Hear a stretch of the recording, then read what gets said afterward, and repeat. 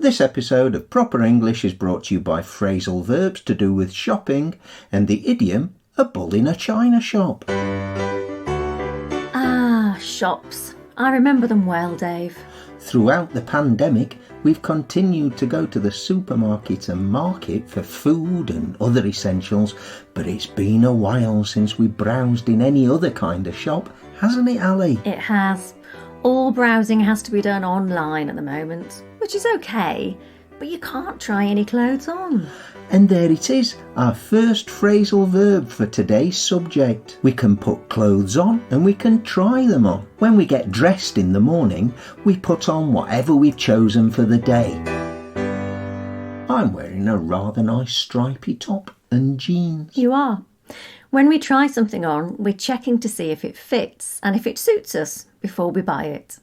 Have you ever got stuck in something you were trying on in a fitting room? No, can't say that I have.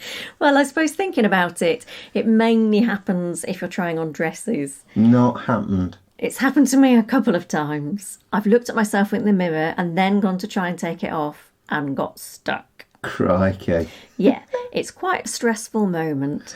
I can imagine. You realise that your options may be to rip it, which means you'll probably have to buy it, leave it on, in which case you'll definitely have to buy it, or call an assistant to help you, which is probably the most humiliating scenario. So what did you do? Well, I can't actually remember. Well, I'm being Sherlock Holmes here. You're not currently wearing a dress with a broken zip and the price tag on it, so I'm guessing you managed to extract yourself from it. And the phrasal verb for this would be to take off. If you're shopping in store but you don't want to try the clothes on, you need to check at the till if you can take them back if they don't fit. Yeah, you need to do this before the items are rung up on the till.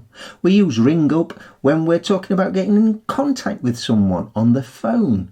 But in this instance, it means that the item has been scanned into the cash register. Now, if you like a bargain, like me, then you'll probably shop around. Oh, yeah. You can do this on or offline. Yeah, it just means that you're going to compare the price of the same or similar goods to see which store has the best price. Always worth doing with electronics and home appliances. Yeah, you might find that one particular retailer is having a sale and that they've marked some prices down. For us Brits, when the price of something has been reduced, we say it's in the sale. We might go to the sales in January, but our North American cousins use the phrasal verb on sale to indicate that the price has been reduced. Ah, yes, for us, on sale means the same as for sale. A retailer may decide to sell off a particular line of stock. That means they want to get rid of the last of a product and they'll reduce the price so that they sell out quickly, giving them room to put out new products. That in turn should eventually lead to them selling out or running out of those items, meaning that they are all gone. Now, this might be permanent, like they've sold out of those televisions and they won't be getting any more of them in stock. Or it might be temporary. The bakers have sold out of donuts for today, but they'll make more to sell tomorrow. Donuts. Oh. If there's a special occasion coming soon, like, I don't know, my birthday, for instance, you might want to splash out on something special for me. Ah, you mean I might want to spend a lot. I could shell out on something that you really want. Yeah. I'll need to save up, though, so that I can afford it. Something small, but expensive. And maybe we'll fork out for a weekend away somewhere. Oh, that would be nice. Do you think we'll be able to travel again by then? Maybe within Portugal, yeah.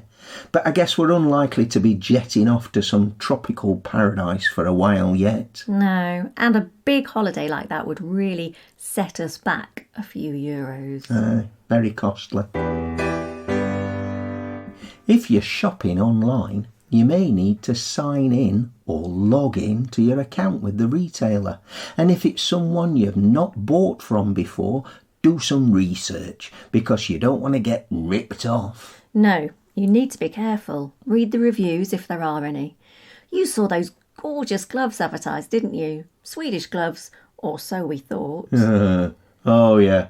In fact, they had nothing to do with Sweden except for the name, and people had left reviews saying how they didn't ever arrive, or if they did, the sizes were all over the place. If you're out in the real world, you might decide to go window shopping. That's a funny expression, isn't it? Going shopping for windows. No, it just means looking in shop windows at things. I know. But not necessarily buying them. Do you go in the shop though? I guess technically no, but I think most people who are window shopping will also go in the odd shop, won't they? Well, they might pop in for a quick look. Oh, it's such a British expression, pop in. And while we're there, we'll have a look round.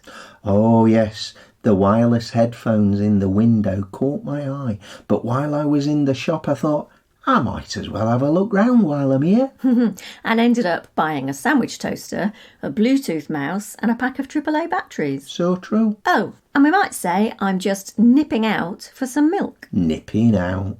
Those were the days. You'd leave the house for one item, unlike now when we only shop once a week and go armed with masks and hand wash. In a real life shop, you have to queue up or line up so that you can pay for the things in your basket or trolley.